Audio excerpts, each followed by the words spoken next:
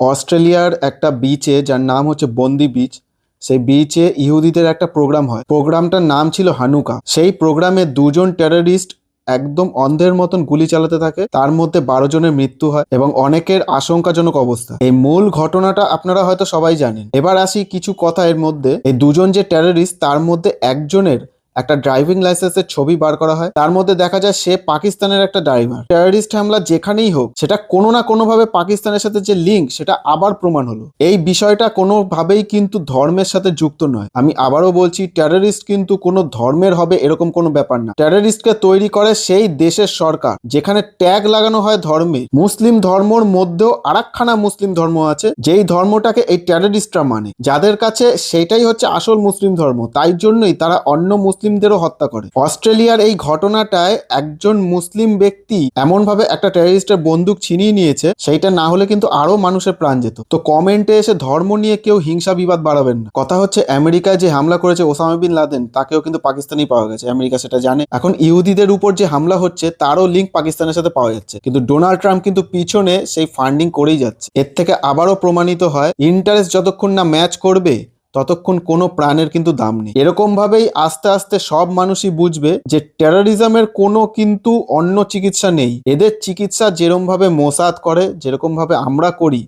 সেইটা ছাড়া আর কোনো উপায় নেই।